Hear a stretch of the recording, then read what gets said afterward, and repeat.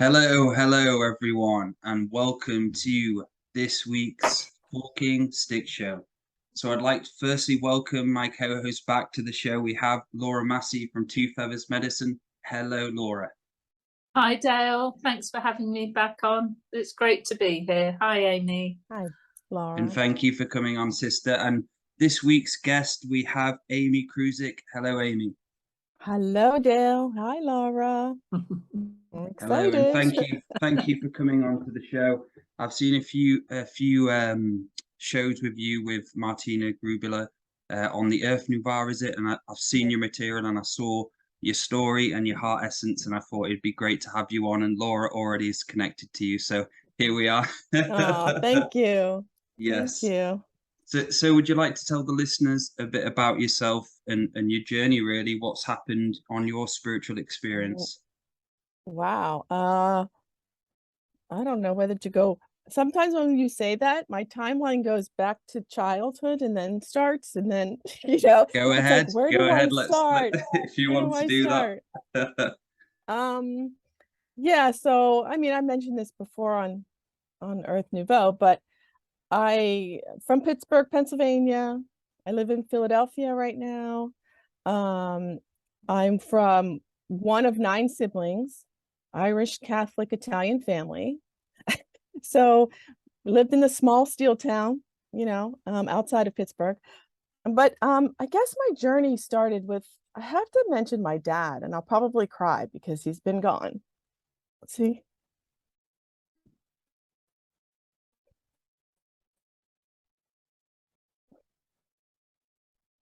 He's probably here.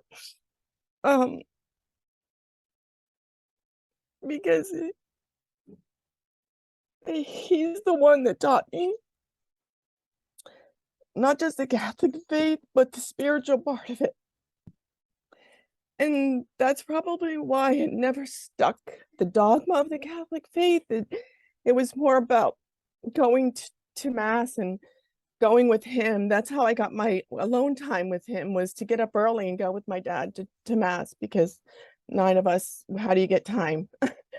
So that was my journey there. And every time after Mass, we would go and pray at the statues of Jesus and Mary. And I think that's where I really started my spiritual journey, connecting with spirit. So, yeah, so my dad, yeah. And talking about that religious aspect, I know, Laura, you've had a bit of encounter with that when you grew up. For me, when I first went to, because I had to go to Sunday school to get into the Church of England, St. Aidan's. So I had to go to Sunday school maybe 2 years before I went into St. Aidan's school so my mum could get me in. But I actually really liked going and removing the concepts and some of the ideology and stuff and rules they have. That place you go to just on a Sunday to have that spiritual feeling was great for me, and something I felt was a bit weird, a bit strange, but there was something about going on Sunday to a church. And I've been to Catholic services before. Gabrielle, we grew up in a Catholic family, and my wife. So there's that essence in there, even though there are different things about religion a lot of people don't agree with.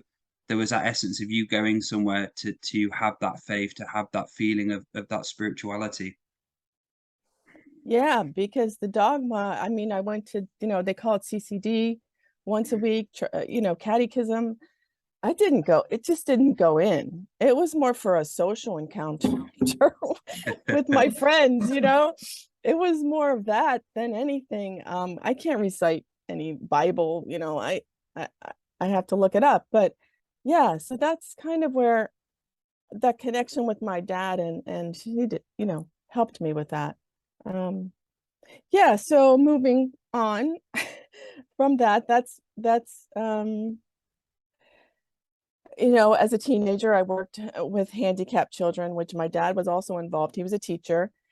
He was involved with muscular dystrophy locally, and so I would go with him again. Maybe it was another connection I had with him to go help those kids. However we did it, it was and then I worked as a job. I worked with handicapped children, run by the nuns. It was a Catholic organization.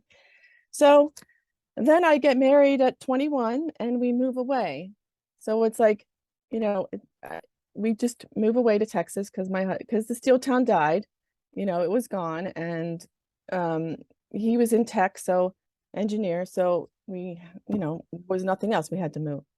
So we moved around Texas, Alabama, and then ended up in Philadelphia, and that's where I became a teacher's aide. Then I went on to preschool teacher, and so I just knew that kids connected with me. I connected with them, that just openness that they have, and it was just beautiful for me, and to learn about different types of children, because it was just, sometimes you just didn't know about the autistic and all the different types of how kids learn. It helped me figure out how I learn, which was not in that lateral way. I don't learn that way. I learn by visual, singing, touching, whatever, but yeah. So then 2007, I have no idea, but I think spirit just moves me, and I have no idea why I sign up for things, but I just like, oh, that sounds interesting, let's do it. And I met this man who was running a metaphysical mentoring program, and through a friend, and that's how I started the metaphysical program. And we did intense work. I was with him for 5 years plus one-on-one consultation with him, but intense work on patterns and beliefs. And boy, did I just, put my heels in the mud. I didn't want to know that I was like that. What are you telling me? Really? I'm manipulative? I'm spiteful? What do you mean? Like digging deep. It's like, so, that's where it started. And I worked with him, with a group, probably 5 years. And then I said, you know what? I need to do your work, because he's written books and stuff. And I need to do your work outside of the group, because sometimes it becomes like, you're not really learning anything anymore. You're just regurgitating things. And that's not how I learn. I have to go out in the world and now, work and do this and see my mirror and reflection.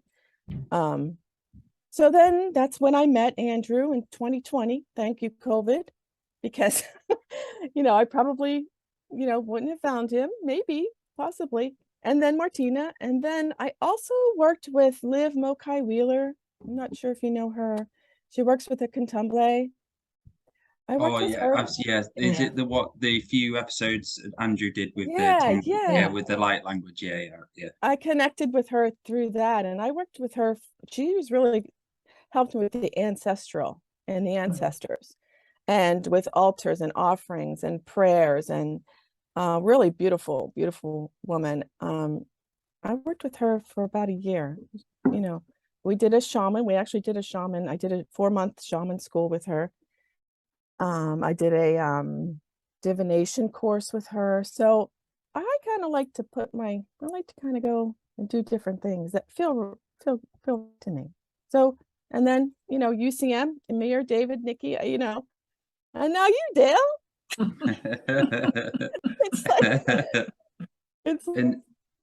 It's such a cool, I don't know, it's such a cool feeling. Good.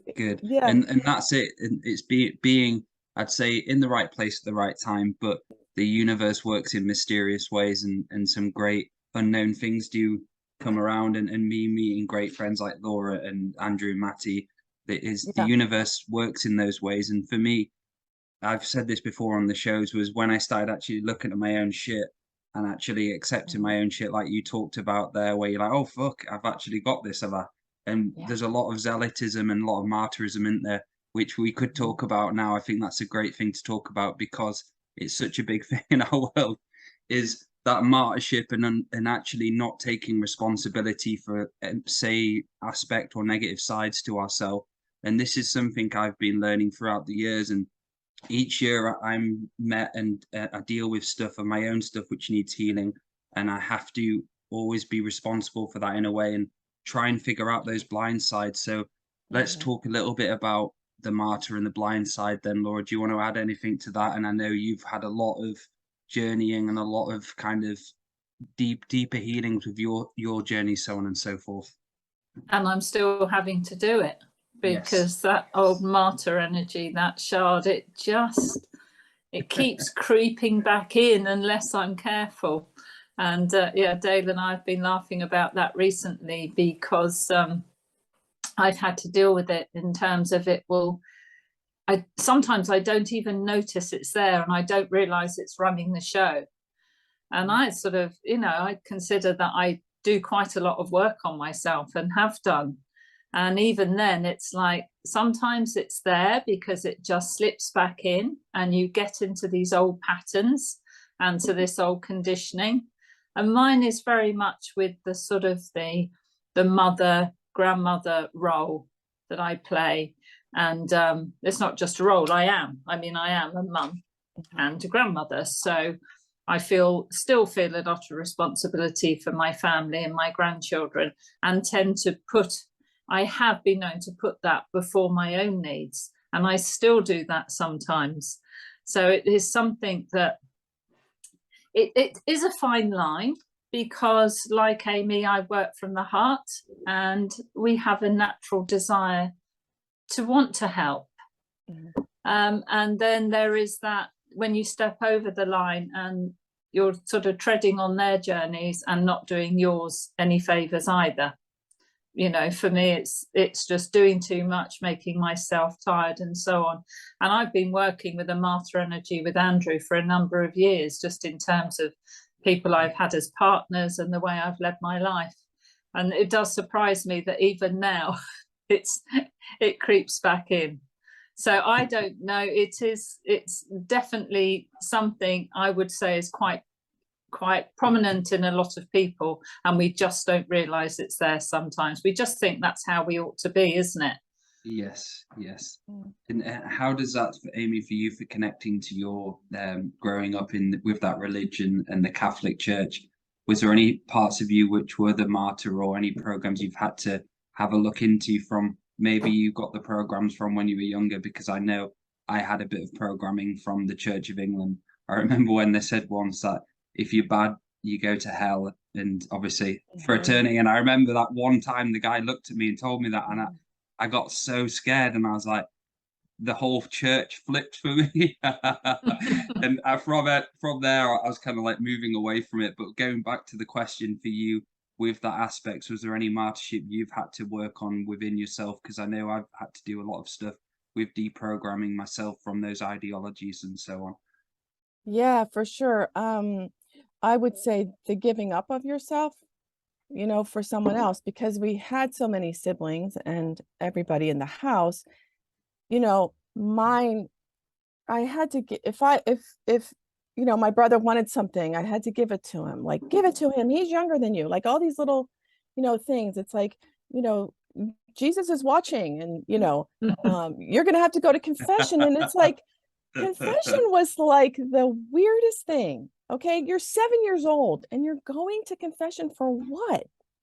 Like, this it used to make up things, so that concept, it was very scary for me to go in that little booth, that dark booth, and be judged by someone else on the other side. But yeah, so the martyrship, definitely a lot of martyrship. And like, what were you saying? The heart on we do, we go from the heart, and sometimes the other people, they just crush it, they just crush it sometimes, crush the spirit. Yes. I think that I definitely had that. I got my spirit crushed a lot, just because of asking what they thought was a dumb question. And I've had that. It reminded me of quite a few times, and I'm sure, Laura, you would have had potentially an experience like this, is when you're with someone and they've got so many beliefs, but once you kind of like try and have another view of something which is they've never heard before in their own mind, they'll shut it down and they will dampen your spirit, and they'll kind of like it's kind of like a knife going into you. You kind of like, you're both in a really loving frequency having the conversation, but once you mention any lovey-dovey fairy stuff or whatever you're going to mention, that person's martyr turns on and kind of like, it kind of, like you say, Amy, dampens your spirit, doesn't it? Yeah, it really did dampen it. So then I feel like that's when I became very rigid then. Okay, I can't really, I feel like a wooden chair. I didn't, in the house, I was two different people. At school, I was, because in my report cards, it would write, Amy talks too much to her neighbors. And then my parents were like, what? She doesn't even talk at home. Like, so I figured it out though. Like I still figured it out. I was able to be myself at school, and okay, this is how you want me to act. Okay. I wasn't a warrior in that way, where no, I'm not, I'm gonna, I'm not gonna do it. Like you couldn't. You had to follow schedule. Who washes the dishes tonight? Okay, you need to wash the dishes, and it was like, but I don't want to, you could never speak out of turn. Yes. No, sometimes it's just easier just to go along with it all, isn't it? Isn't that a martyr? Yeah. No. You just keep yeah.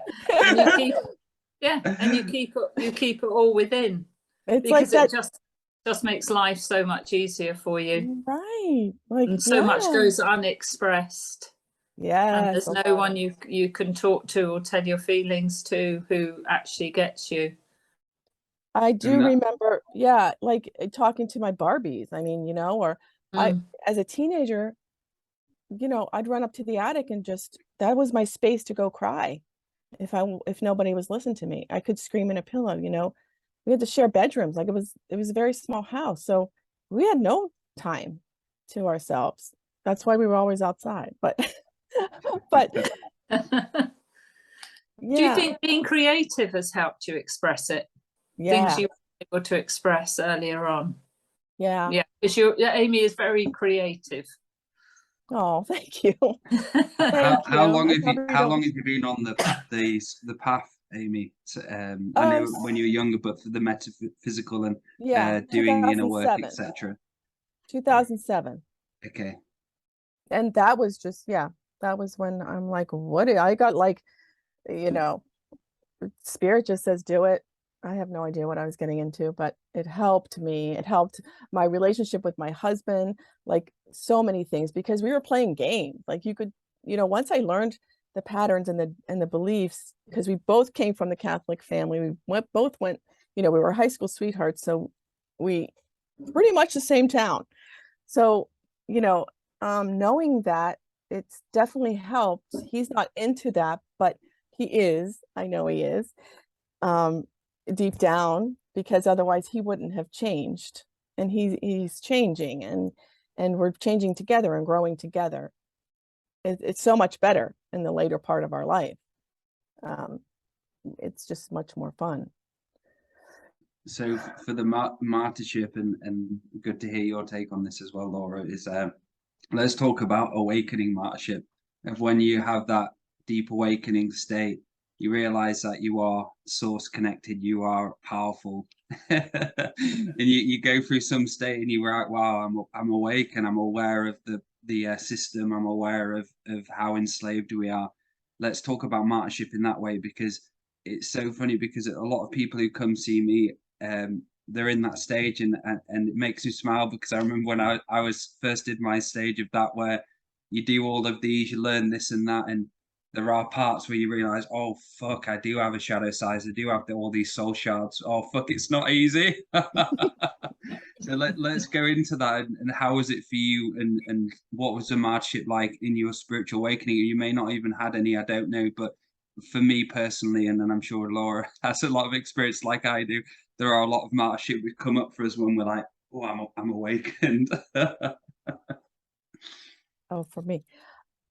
Yeah, so I would have to say that when I first started, I'm like, whoa, this is cool. And then I have to show what I learned. Like, it's almost like, you have to come with me and do this. Like, come on, do this with me. Come on, let's go. And that resistance, no, I'm not, and I had, the ego got pretty, I would say pretty big, because it's like, whoa, nobody else knows about this, where my close knit, it's like, oh, I have to show you your shadow. It was like I went through that stage of, well, let me tell you about your shadow I see, or let me tell you about your pattern you're doing. I didn't know. It was almost like you're not, yeah, now I know it's their journey and they can, do, and it's, so that I would have to say that was, had to tone it down, And Laura extending onto that. It's cringeable when I look back. My martyrship, when I got into the conspiracy and then the activist movement and then the nearly being vegan and a lot of things, but I would bombard people with messages they hadn't asked for, telling them you must watch this video. Archangel Michael has said this, you've got to do this. Saint Germain has said that, you need to go and buy the dong because we're going to have a currency reset. So bless them, a couple of my friends actually did go and buy Vietnamese dong. I bought some, which I was so shocked, and my martyr was really offended when I heard Andrew saying on one of his shows about the reset was a load of rubbish, and if you've gone for this, you've been you've had the wool pulled over your eyes. And I'm like shocked, because up to then everything that Andrew said is like, wow. And then the old martyr came out with, well, I'm going to hang on to my currency. I'm going to hang on to that dong because we are going to have this currency reset, which of course has never happened. And a few years ago, I went and traded in my Vietnamese dong and lost about £200 on it. So that I have done some very, very bizarre things in that sort of energy. And I think the worst of all is it didn't matter because it only affected me. But I think it's when you get bombarded with videos that you don't want to watch from other people and you haven't asked for them, and you're trying to convince somebody of what has happened and your beliefs. And it's not, but it's got to be part of the journey, really, to do that. It is part of the journey. You're not going to reach neutrality straight away. You're going to go to these polarizations first, aren't you? Mm-hmm. And that's how you learn what neutrality is. You realize neutrality is that nice, quiet, peaceful place where you don't have to convince anybody of everything. You don't have to be the teacher. You don't have to try and engage everybody on the table at dinner with your beliefs and watch people leave early. and even make excuses to go. And even having that, listening to Andrew Barters, and his information is neutral and a lot of truths he speaks, even having that information and the responsibility of what you understand from listening to Andrew's work and ceremonial life, so on.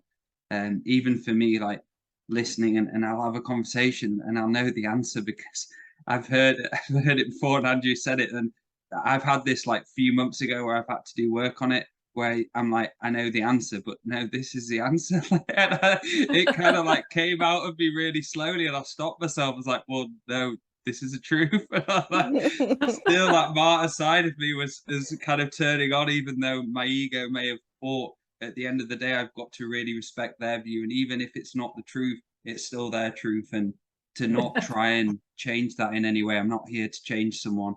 So I even had that in the last few months. Yeah, it's so true about what you said about, and then they would give their opinion. It's like, no, but I'm right. I'm right. Yeah. It's like, I'm right. What do you mean you're going to, what? No. I mean, that is like, you got to get yourself down a peg or 5 million. I don't know. Yes. To know that. Yeah. Just to know that, they are allowed to have their own opinion. But when you grow up where you have no opinion, that's a tough one to say, take the back seat to. It is, because you want your voice heard. Right. Yes. Because you've never been given a platform, and suddenly you're given a platform and it's like, oh, me. I want to be me. Let me tell you. And now I've got this platform. Now I've got my soapbox. I ain't getting down. And that's how it feels, isn't it? It does feel that way. Oh yeah. Until you learn balance. Yes. But it is. It's like, oh, I hope they ask me a question so I can just, see what I see. Because you also can't, I also had to teach myself to what I could see in others, and I learned through the patterns and beliefs that is what I see. Like I would also deny that. Was that a martyr too? Because it'd be like, oh, I must be wrong, you know, um, it, because I had to strengthen that muscle in me to know that what I'm seeing, that pattern play out, and I could see, you know, a year from now it playing out, and then it does. You know, what am I trying to say? That's that voice that says, okay, so how am I supposed to tell this person something? And they're not asking me. I guess I just don't. I guess I just don't. And I just know that we'll see it play out. And many times I've seen it play out, and I say nothing. And So, that's reading the Akashic record, Amy. what? When you see the patterns, Yeah. that's reading the Akashic record, because the Akashic record is the patterns, isn't it? Yes. I didn't know that. Whoa, It's I part didn't of know it. that. Yeah, it's just part Oh, of it. Patterns are just energy bundles, aren't they, or energy forms? gotcha. See, yeah. Okay, cool. And Wow. that's I didn't. and that feels like it is with the martyrship and the light worker side of us. When I first awakened, I was basically I threw the kitchen sink in and I learned Reiki, and I was teaching Reiki left, right, and center, doing ceremonies 6 days a week, 4 days a week. I remember I spoke to Andrew and I did. I asked him one of my first sessions with him. I was like, "How can I heal the land more, Andrew? I want to heal the land all around me." Blah blah. And he goes, "Right, well, you can do a seed ceremony or a stone ceremony where you go and collect, say, like a mile's worth of stones and carry them in a bag. Then you put them in front of a fire and you have up to about 20 hours of fire ceremony of clarity and river them into these stones. Then you go out and place them into the land." And I remember I was doing that. Then I did the seed one and other variations, and I was obsessed. And I kind of like broke down because all I did was fire ceremonies. All I did was work on myself, and I was a martyr. Even in the midst of thinking I was doing it right, I was still blinded to the actual truth. And what you say, Laura, is spot on, because when you see pattern recognition and your patterns and where you go in life, a lot of people, it's that easy in a way to realize what you need to change in yourself. If you look back at what you did last year, what you keep going through, and these variations and shards keep coming through, it was for me seeing my patterns and going, oh fuck, I was such a martyr then.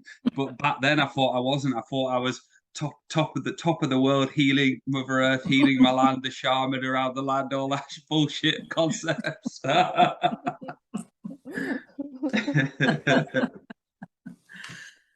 Yeah. So yeah, the spinning as well, Laura. Do you want to maybe talk a bit about spinning on today's show and your understanding of spinning? I think this would be a great time to talk about it. That was in my early light worker days. So I'd read somewhere online that if you did this Palladian spinning, it would really raise your frequency. Now, Del, we have never asked Andrew this, so we don't know whether it might do. Yes.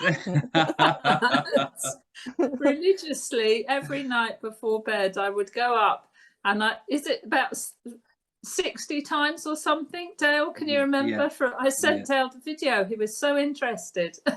you had to spin 60 times round, and then try and hold, just not fall over. And you could, to be fair, you could feel the energy moving through your body. But I did it so I could ascend, Amy. Because I didn't want to be left behind. And I just got on this journey, and I was all keen, and I really needed to do this. And my partner at the time used to hear me, because when you do it in a small space, you do bang into things. So he used to say, what are you doing out there? Obviously, sometimes you fall over when you're doing it so much. And I think this was about 2014. And to my delight, I actually found a couple of videos on YouTube recently, and I sent them to Dale. There might be something in this, Dale. You know, maybe we shouldn't be. Maybe we shouldn't be poo-pooing some of this light worker stuff.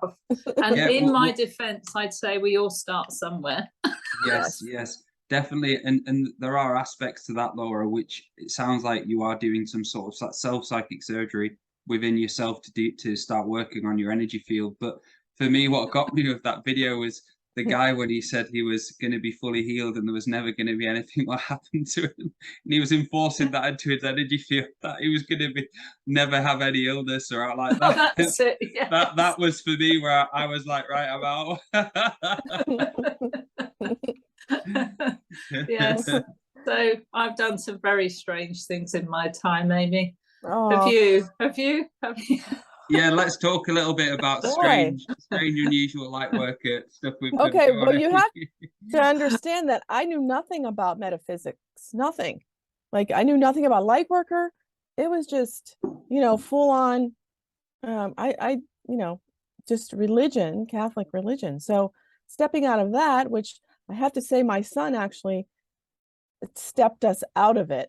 And when I started this, it was like, whoa, what am I doing in this religion? You know, but he's the one that said, Mom, why do I have to go to church every week? You know, are Catholic and they're nice people. They're not that I even preach that to my kids, but you know, he must have heard it somewhere in catechism or something. But I'm like, I looked and I'm like, you are right.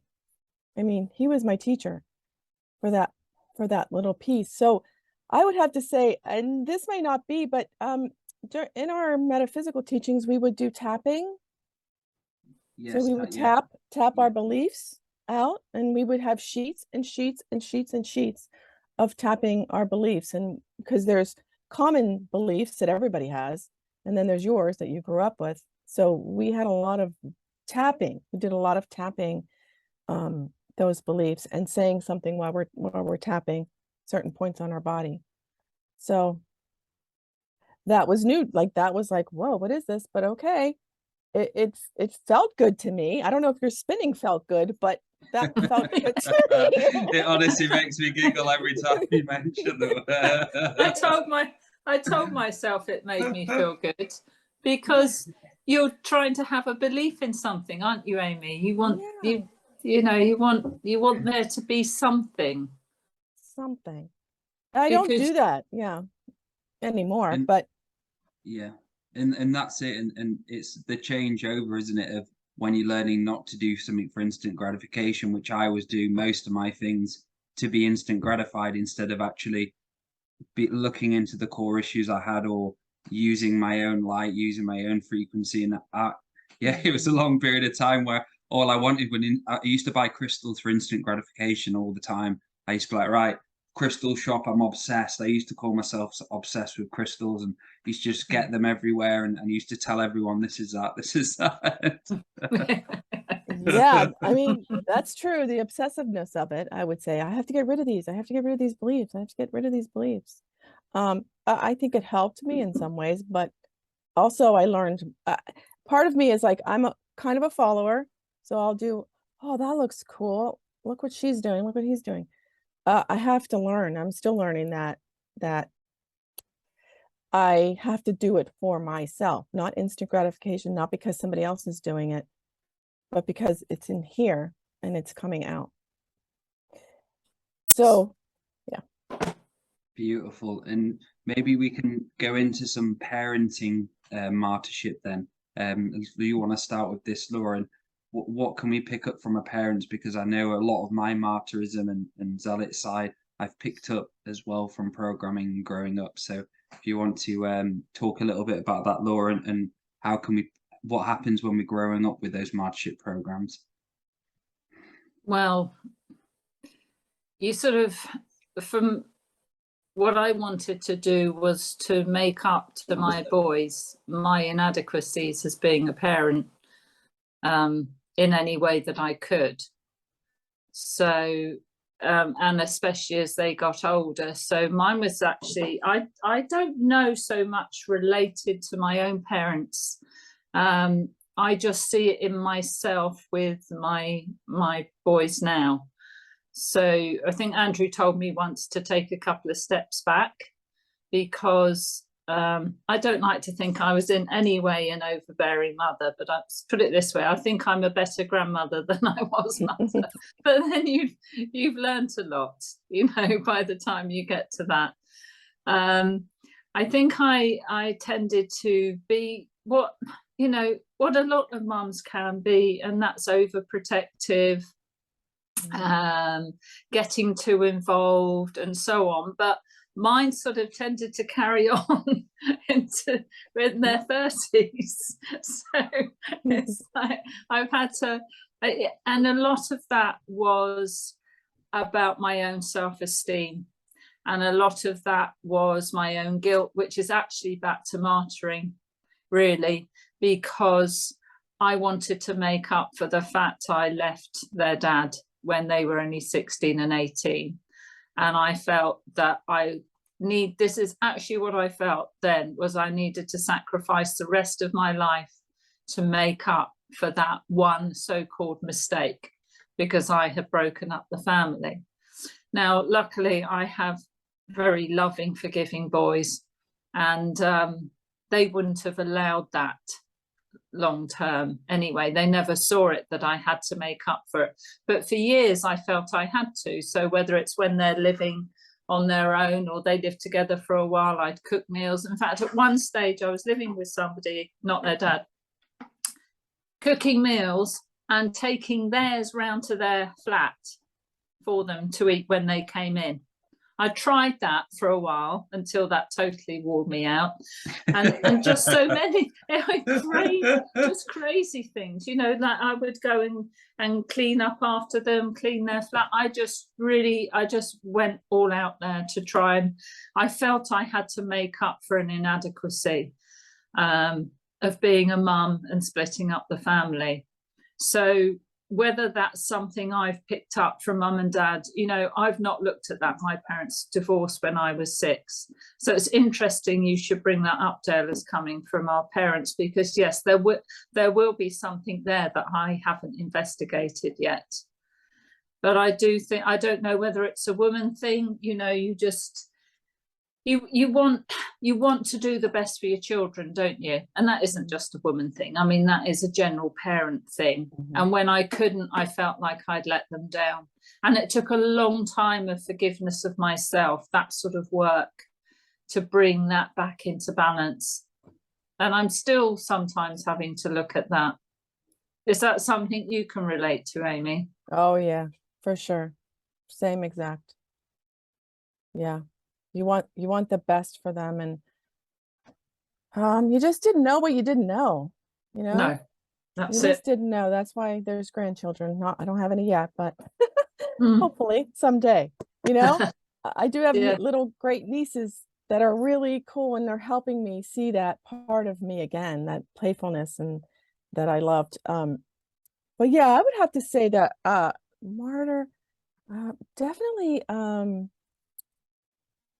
the pattern that I think that I did was my dad was even I was number 6, so I'm number 6 out of 9. So by the time he got to me, he's tired, you know. But, you know, that's so good. He was tired. But my siblings above me, they you know, my brothers got hit, you know, for not doing what they were supposed to do, or my sisters. I don't know if he hit them as much, but he shamed them, you know, a lot of shame. So my mom would hide a lot of things from my dad because she didn't want it to explode. So I think I carried that on. I think I made my husband my dad, seeing him as my dad. If my son, Jonathan, who we didn't know he had ADHD, supposedly, he didn't need any, we're like, you know, now I understand he didn't even want the medication. He knew he didn't have it. But if he forgot his science project, I'd run it to school instead of him learning the lesson of, well, you forgot your homework. But you know what? When dad comes home, dad's going to say something, and it's going to. So peacekeeping was big for me when I was a kid. It was like, let's try to keep everything. I'm like this with, trying to keep everybody kind of like, okay, let's keep the peace here, guys, So I think I carried that on for sure. Yeah, keeping And everybody happy. Isn't yeah, it? I've got to keep everybody happy. And I suppose that comes from maybe the trauma, some of the trauma in childhood. And I know it did with me. And just thinking about it now, Dale's said about being parents, my dad was like, I had to put everybody else before me. So you must do this, you must do that. So even if you're not feeling well or something else, you have to do that because that's polite. It's good manners. It's, it's more important that everyone else is really more important than you. right. You can't consider yourself as being of any importance at all. Exactly. And I suppose with your dad, as you say, by the time it got to you, he was tired. 7, 8, and 9. Yeah, we got the easy part of it. Yeah. So yeah, but seeing that is traumatizing, seeing him beat my brothers with a belt. Oh yeah. We're looking through the spindles, like, why are we even watching this? And my mom not interfering, my mom not saying, stop it. That was like, for what? I don't even know what they did. But that's a whole trauma in itself, watching that. That's it. When you notice those subtle things inside you, I remember because my dad was never really close to me in that way. I don't think I think I held his hand until I was like 4 or 5, and that was it. That was like the last kind of loving, holding hands, hugging, and stuff like that.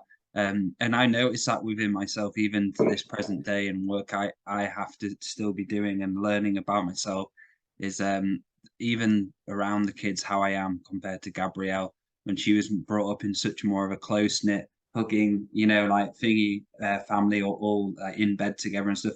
Which we do. We have co-sleep with Opal. She's still in our bed when she's 4. So there was a lot. She's soon to be going out. And Gabrielle didn't want her to go. It's our last child together. So in this lifetime, so we're like holding on to her as much as possible. Yeah. But Yeah. those sides to me, and from my father passing away, I've seen a lot more about myself and these programs and Martyr aspects of myself, really. And at times, the shame, blame comes in, like you said, Laura, about trying to do something now to change the past, but looking at it from a neutral perspective, it's healing yourself. And say, Amy and Laura, all the great work you've done on yourself, and the children will see that.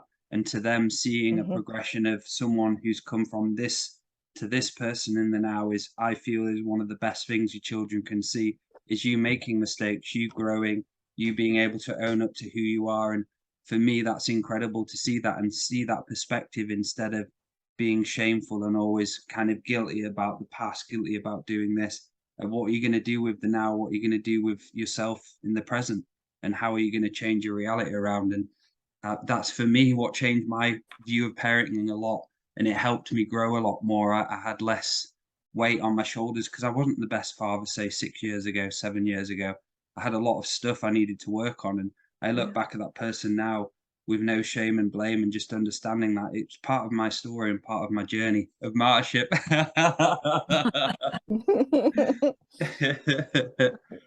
Well, I just had a visual of all that, like trying to keep the peace and trying to even as a parent, it's like finally I can take off that coat of trying to make everything perfect.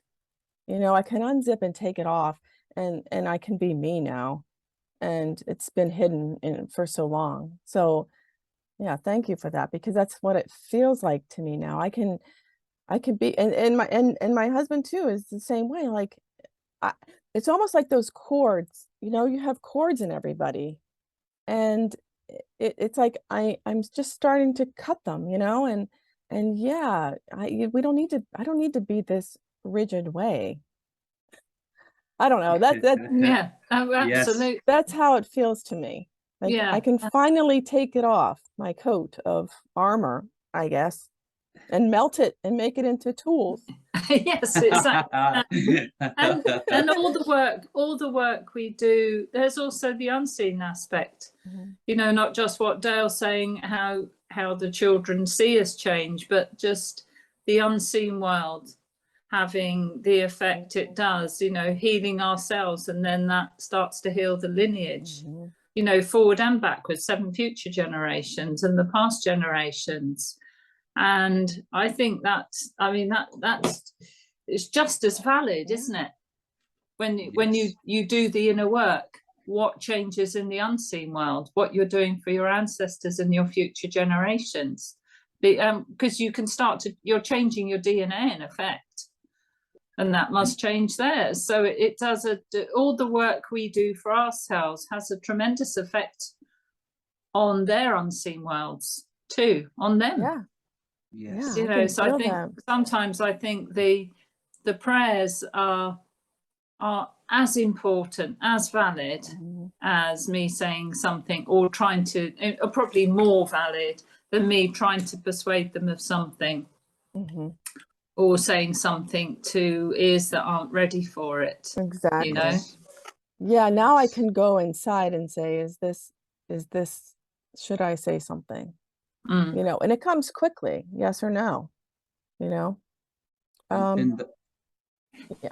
that was it, Amy and Laura. It was, for me, being a parent at the start, I remember I was doing ceremonies maybe once a week with them, and it got to the point after 3 years where I had to stop, because I went for my own shaman's death, my own death realization that I was being too obsessive with the spiritual journey, and I needed to take a step back and just allow them to be children. And the best thing they could possibly do is be a child without having to do ceremonies, without having to do meditations. And was me taking that step back. And now for me, when say one of them, Peter, comes into puberty, there will be a process where I'll take him out if he wants to go out to have a fire, and I'll start being more of that kind of teacher role.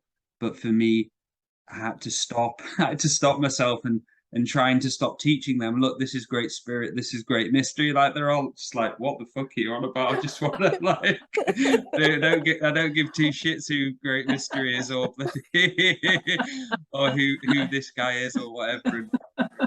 oh, I love that, Dale. That's beautiful. That you're. I just, yeah. If I had to do it over, boy, you know, it would definitely be different. Everyone in the ceremony. Yeah, it's it was just beautiful letting your kids be them. And that's it.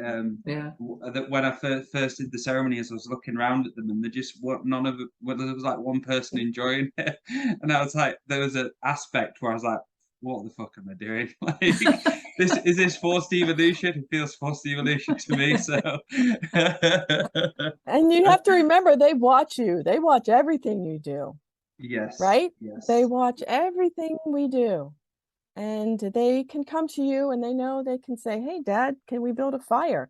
And it could just be to roast marshmallows, but you know, really, is what it's for. It's making it fun, isn't it? Rather than being a teaching. It's just the whole thing about it all, about all this journey, should be the joy within it. Yes. So without any particular agenda or need for any sort of outcome, gathering wood. Yes. For the fire, stuff like that. I've done that with all of them when they've been little, and done little prayer bundles, that sort of thing. It's just fun. They like doing things like that. Yes. Yeah. Now, I remember a Martyr program saying that I'd love to get one of them trained in Reiki at the age of 7 or something, like a young Reiki master. And I was like, there was a part of me which was holding on to that fucking little thing inside of me. And one day I was like, what am I fucking doing? Yeah. Oh, that's great. And that's it, Laura, and finding fun. And for what we do now, which I did a few weeks ago, was instead of, I don't call it anything but just having a dance, and they get like a chocolate bar for the best dance. So we just put the music on really loud, and everyone dances around, and we keep going for 20 minutes. And afterwards, I'd say there's a winner, but I'd give them all chocolate at the end. I'd always say the winner keep dancing and keep just letting loose and trying to, like you say, Laura, just making it fucking fun, having fun, and just dropping all of this serious kind of, serious Karen type energy. Oh my goodness, yeah. I mean, I bet, Amy, you learnt so much from working with those children. Oh, my goodness. What sort of things did they show you? Well, they showed me, how do I start this? Let's see.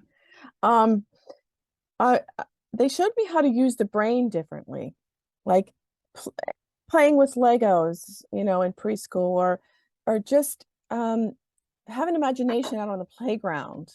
You know, not every kid was like that, but there were some that gravitated towards me because I was always the one that would want to do that. Like, let's go explore, you know. So they just taught me how to be loose because, you know, some of those preschool teachers are pretty like rigid. Teachers are rigid, actually, when you think about it.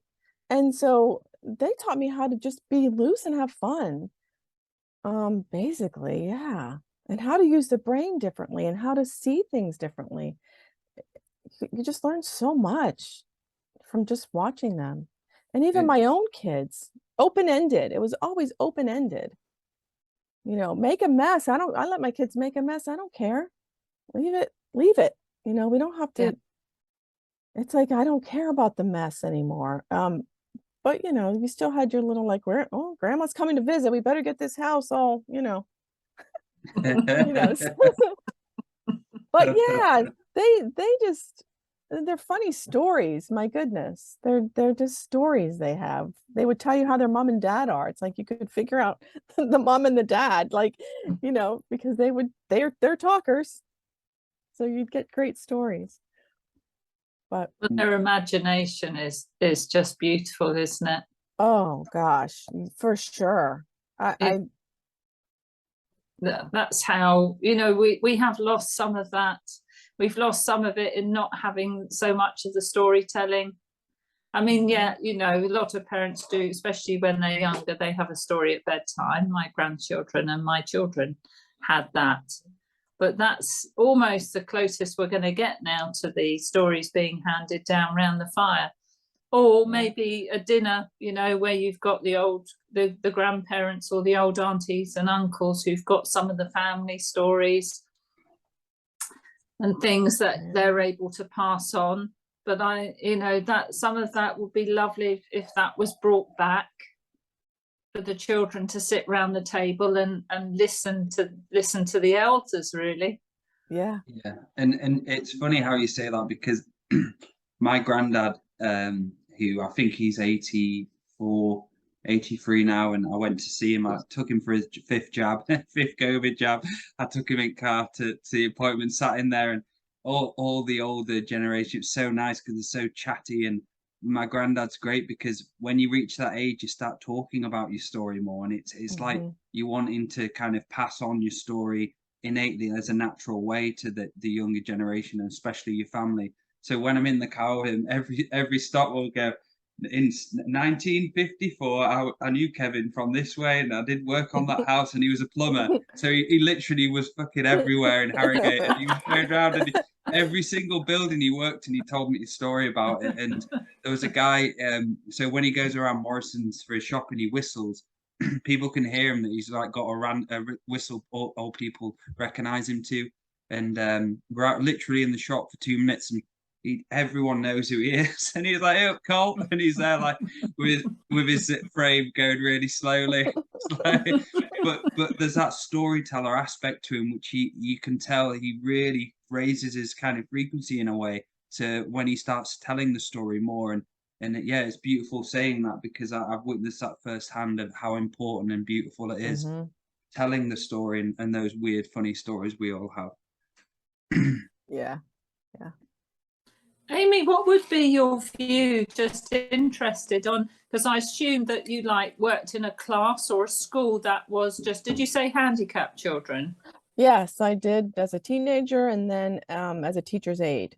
Yeah, right. They don't speak. They were, because they're I mean, they're usually segregated, aren't they? And I do understand that.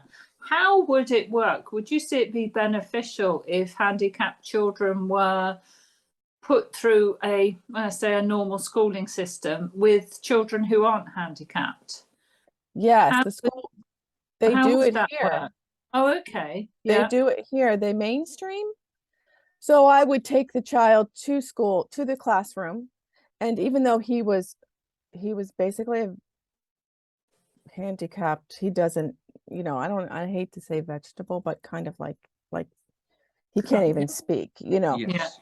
So I'd wheel him in and you sat with him and the teacher just did her thing. So it was just, and that teacher that I worked with, she was big on that. She's like, no, my kids are going to regular classrooms. And we would do that and take them and sit with them with, the certain teacher. So we did mainstream them, and then we'd have other kids come in and read them stories. So there was like a little schedule where kids Wow. regular classrooms were coming in and reading them stories or just talking to them. So those kids get to know the handicapped children. Absolutely. Yeah. It's funny you say that, because in primary school I remember I think there was two people. There was a guy called Greg and there was a lady called Emily, and Greg was heavily disabled and so was Emily, and they had wheelchairs. And I'm so glad I saw that as a kid, and seeing that even though there wasn't lots of people who had a disability at the school, there was still a few people you can actually grow up with and say that's normal as well, that's normal as well. And a lot of it's hard, it's where's the line. And I remember watching a video of these people who were dating with autism and dating with disabilities, and a lot of them got married when they found someone with the same disability as them. So it's like, what's the line, and how do you kind of, it'd be nice to hear both of your opinions on this. How do you filter really what's good, what's not so good? Is it good to have a few in a school, or have it kind of mixed, or specifically just for the disabled people? It's a bit of a deep conversation, but it was something I was like trying to figure out, and what I'm guessing. Yeah, go ahead, whoever wants to go into that. I would say, so I worked in the handicap with the wheelchairs and the kids that didn't speak. There was an autistic classroom too.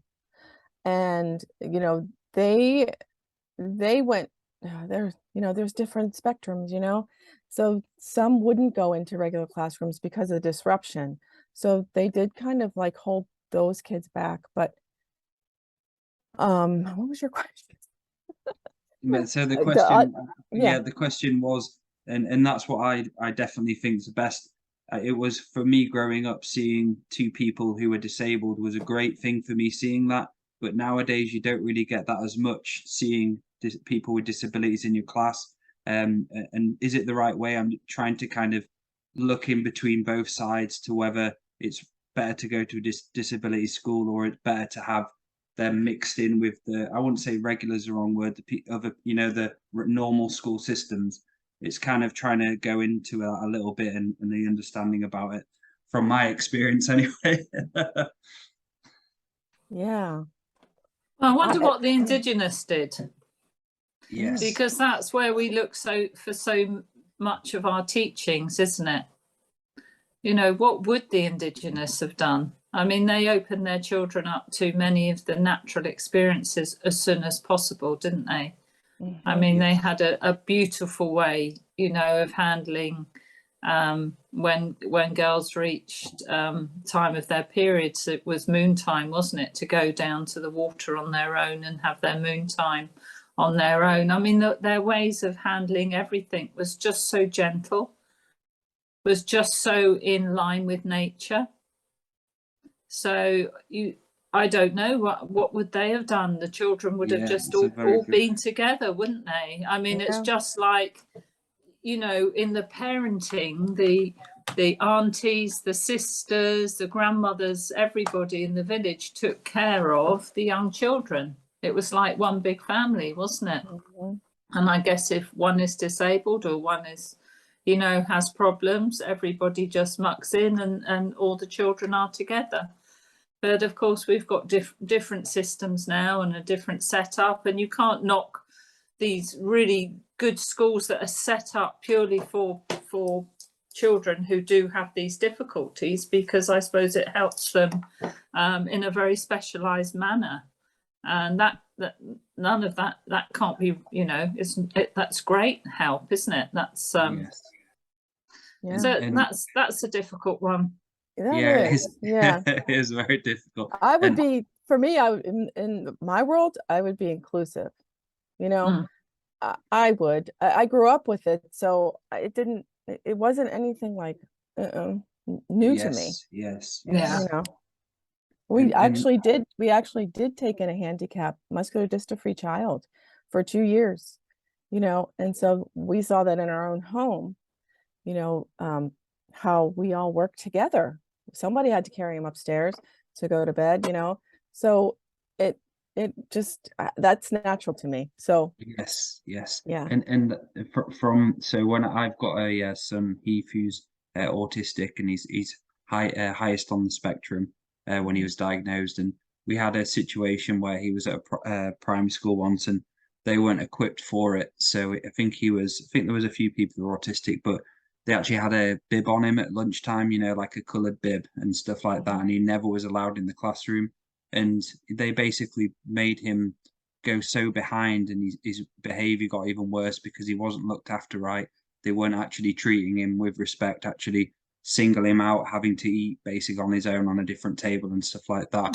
And so when we moved schools, and we found that Robert Wilkinson, which we're out now, and they've got a really good system set in place, and he's got his own helper now, and he's actually at just above everyone academically now, from those years of actually having the effort, the energy, the enthusiasm, the love, the warmth, and kind of like acceptance that you are normal, and what you have is normal. And now he's completely changed. He goes to school, he loves it. So I've seen both sides to it, of how a school system can fuck a kid up to how a school system can bring them out. And like you say, Amy, there's so many. It's just dependent on the situation, I feel, isn't it? Yeah. And I feel these kids know when they're being laughed at or shunned or, you know, by a teacher or another student. I mean, they know that. Even the handicapped children know that, you know, so yeah. Feel it in the energy, can't they? And that's why it's so important to teach even very young children to work from the heart, isn't it? Yeah. Yes. You know, to overcome a lot of these discrimination that the system has put out there. You know, right down to not, you know, ginger haired, wasn't it? When we were younger, anyway, it was you know, ginger. If they had ginger hair, we had to tease them, wasn't it? Yes. The most beautiful colour. And Martership, going back to the Martyr again. Yes. That's teaching children heart spaced awareness, teaching them to work from the heart. That's got to be one of the first things, isn't it? Yeah. To be accepting. I have to tell you a story about my great niece who I pick up from school.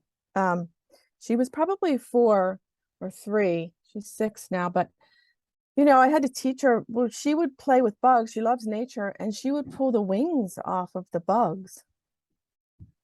And I'm like, oh, I explained to her, like, first I asked the question, why are you pulling it off? She goes, I don't want it to fly from me. So in her mind, she's like, I don't want the bug to fly away. And she pulled, but I had to teach her like that. Do you understand that hurts the bug when you pull the wings? You know, had to go through that whole explanation. But you see, they don't, if I didn't see that, you know, even her mother, what if her mother didn't even, you know, care about that? But I saw it, and I had to kind of address it to her about and understand, you know, when you pull leaves off of a tree, or, you know, you pull grass, and, you know, I don't know. It was like, wow. So yeah, you do have to teach them from the heart. Beautiful. Yeah, otherwise she'll be setting herself up for some really shite karma with insects in the future, wouldn't she? That's true. That's true. Yeah. So did I step on her journey? I don't see. This is where I can go into my head and think, did I step on her journey? Should I this is where I don't know, but something told me to step in. The great Something told me to universal step what in. the fuck. Yeah, you'll find out later. I'll find out later, I guess. This is still not an understanding that I have, you know, like, oops.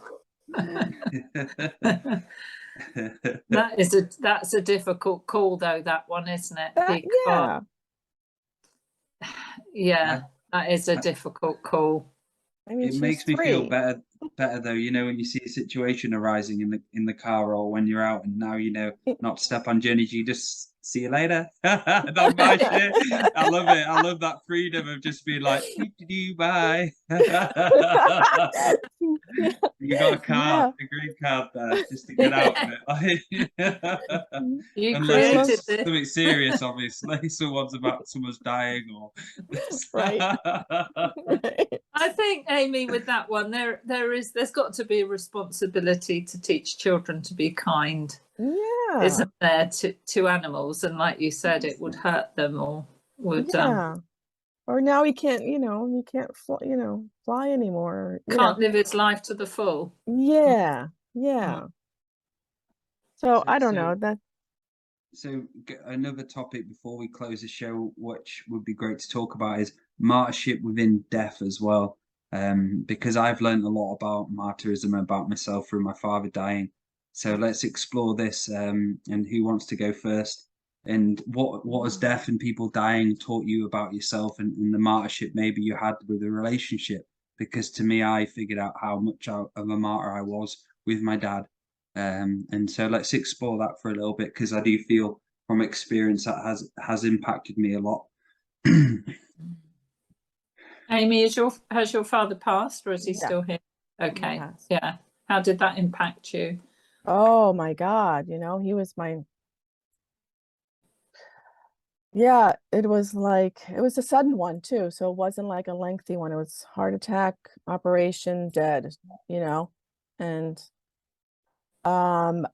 it's funny because I definitely, the martyrship part of it would be, I'm trying to figure out in my brain how that would be. That like, why did you leave me now? You have to see my kids. You're not going to see them grow up. Why did you do this to me? It's almost like that. Why did you have to leave now? You're so selfish. You're so, you know, all those words. What about mom? What about, you know, yeah, a lot of feelings. A lot of feelings. I still even have to deal probably with and haven't dealt with, you know, as far as that anger, you know, of How him long dying. ago was it? 1999, so Okay, yeah. 25, yeah. And in that year, his was most impact. There were 5 deaths in my family that year, like close aunts. My grandmother, who I was close to, my mom's mother, taught me how to sew. You know, she was a widow at 50. You know, that was another hard one. That was back to back. That was like within months she died. So, you know, again, that was like just a lot of sadness. And my poor kids had to go through that at 4 and 8 years old. All, you know, those deaths. And I didn't know what I was doing. I didn't talk to them about it. I did the Catholic thing, you know, they're in heaven. But I didn't do, you know, like that he wanted to go, you know. He was done here. I never talked to them like in that way that I know now. That death is to me now. It's like, okay, you know, but you know, even this soul lives on. You can still talk to him. I didn't teach them any of that. I did now. Later on, I did tell them, but yeah. So it was a lot of anger. Anything you want to add to that, Laura? No, my story is very similar to yours. I mean, the great sacrifice I decided to make of my own mental, emotional, and physical well-being, to which I thought was honouring my father, because he took quite a while to die, and all I did was set myself back, or made myself very ill, really. So ill that I couldn't actually be there when he passed, which is what I wanted to be. But there's so much more within our karmic interaction and our soul journeys together. But also that it needed to happen like that. So he was just about to be pronounced dead after an operation, and he came back, and then he lived 6 months. So those 6 months were one of my biggest shaman's deaths. And that's when I had to lose that martyring shard. And on one level, yes, he did that so that I could learn, so that I could have my dark night of the soul and have that shaman's death. So obviously I hold him in a great deal of as another soul doing that for me, and with a great deal of honor. And I wouldn't change anything. This is the thing, isn't it? You can't want to change things like that, because they're some of your great life lessons. So and I learned the lesson of being a martyr. You know, yes. I learned that lesson then, and it had to be a hard lesson, a really hard lesson that nearly sort of killed me in many ways. You know, but I seem to have quite hard lessons. I've got that stubborn martyr. It's like, we will get this into you. You will listen. Wow. Yeah, it reminded me of, and that's something I experienced as well when my father passed away, and like yours, Amy, mine, it was really fast. In the space of 3 months from being diagnosed. And I remember saying to myself, right, I need to speak to Andrew. I was like, booked a session straight away. I think I missed the first session, actually. He messaged me, and I actually missed it because I was so worked up with everything that I had read the date wrong, and I just said, look, I'm so sorry I didn't turn up for my session. And we went on, we did it a week later, and the question I asked obviously was, what can I do to help him? And I want to heal him, and cannabis, blah blah blah, this and that.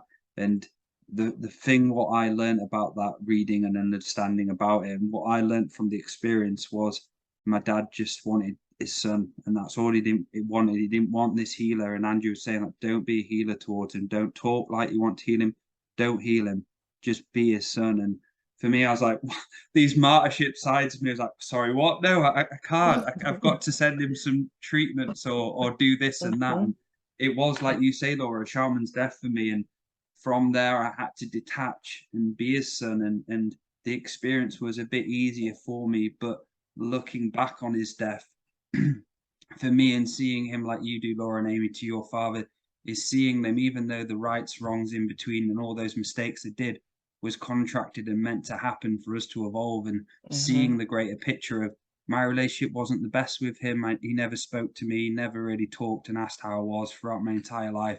We shared moments of playing cricket together where he took me to cricket, but I wouldn't change a thing because I love him and I've forgiven him beyond words, and all the shit what's happened in the past is irrelevant now.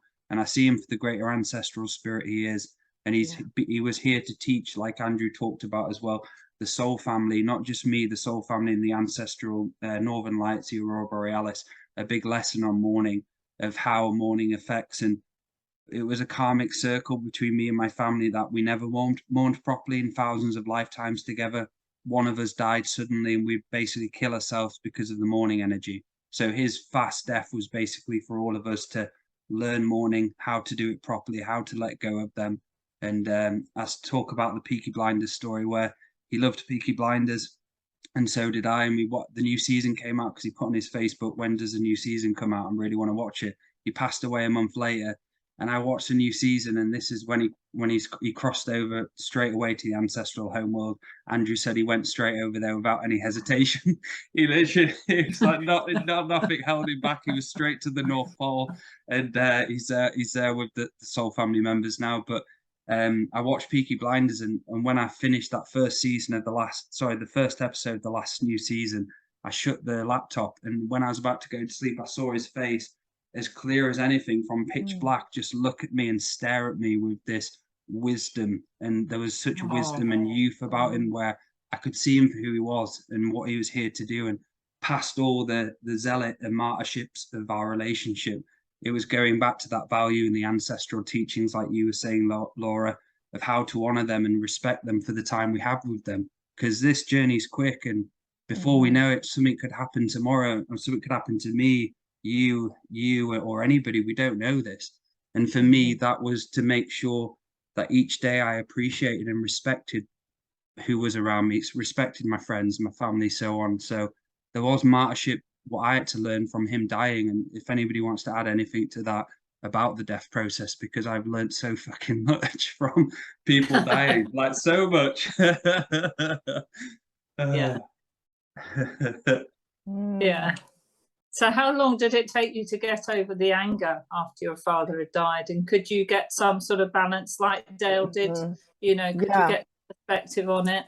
I think that's when my metaphysical spiritual, the awakening happened, was the group taught me about that, about the death.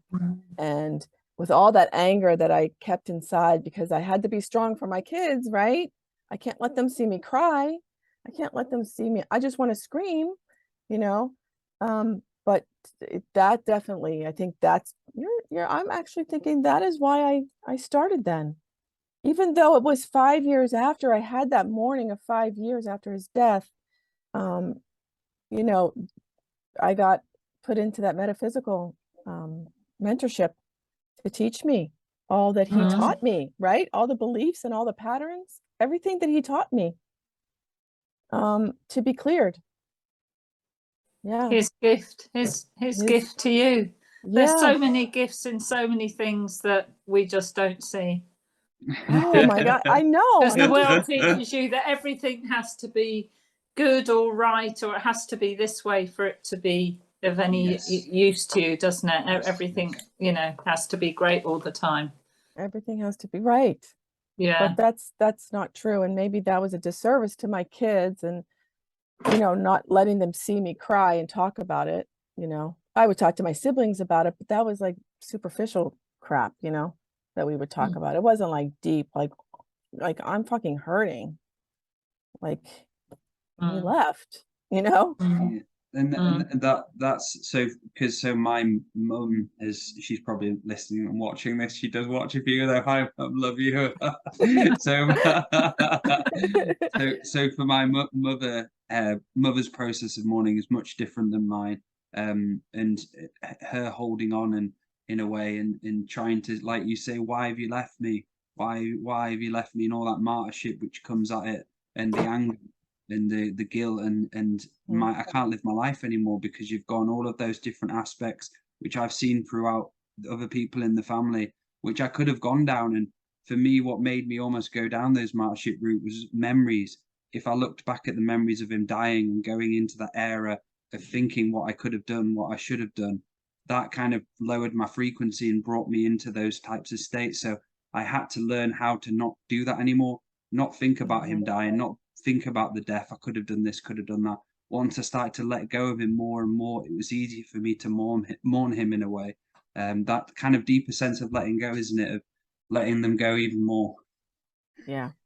Where now I can feel him, and well, at the beginning of the show, it's like, wow, he really just came in. Like I could feel him, you know. I could have never done that before, you know, with all, you know, your guys' help and what you do in the world, and all these teachings are just so beautiful that I had no idea existed. Beautiful. And it's funny you say about the long death, Laura, because that's something I talked about with Andrew once, because my nan, basically it took my nan 5 hours to pass away, or 4 hours. She was basically holding on. She wouldn't go. It got to the point where my granddad told her, just please die, Jill, just go, just please bloody go. And they were there for hours. She was regaining, coming back, going, like heavy breathing, and she just couldn't die. And I asked Andrew, why did she have that long death? And she was contracted to have that, but the reason why she had it was, this is different for everyone, obviously, but for her specific case was, so she didn't repeat that life ever again in the afterlife. She did it to herself as a soul, so she knew she wouldn't live that life again. So there was like, I'll have the slow, really horrible, the worst death ever, because I'm not living that type of life again. anymore. There is so much, isn't there? There is So so much. much more, so many layers to this. Yeah. So, and fabulous, you know, what your father has left for you, Amy, you know, what all these not just your father, your parents and your whole upbringing, everything, as it does for everybody. But for you, you've been able to step up and shine your light more and more, and show us all your creative side. I mean, I will say, when I was in hospital recently with my TIA, dear Amy messaged me, and she'd done an altar just for me, and it was so beautiful. She took a photo of it, so the altar that she had done for me, and I was so touched that I'm going to get the photo made up into a canvas for my wall, because that was such an honor, and her creativity is absolutely beautiful and from the heart. Mm-hmm. So it's lovely you're finding your platform. Yes, thank you. Letting your light shine. Yeah, and is it right or wrong? I have no idea, but I know I felt it here. It's you.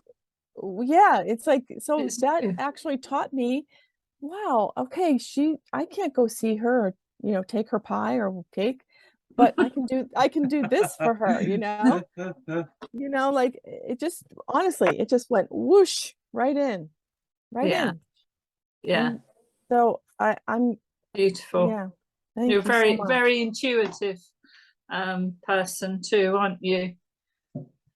I never thought I was, but yes. tell me. Thank you. Yeah. No, thank you. I was totally honored.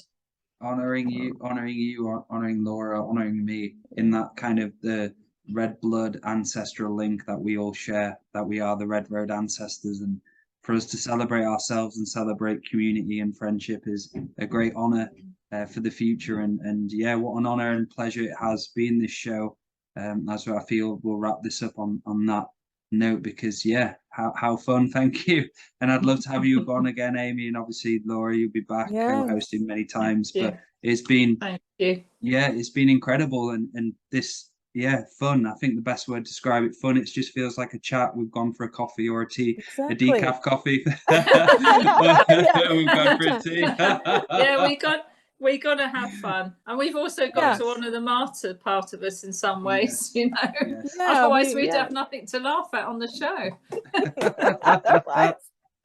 No, it was an honor. I can't even tell you how much, but I'm sure you can feel my gratitude towards you and letting me have this experience. No one has ever asked me. Well, Earth Nouveau, I have that platform, but it's just so beautiful, and I appreciate all your questions, and I loved it. Bless you. Love you guys. And thank you, Laura, for coming on again, and thanks the for the fun we've done together. It's really fun. It is. Thank you, Amy. Brilliant. And we'll be back very soon. Thank you everyone for watching. Thank you. Aho.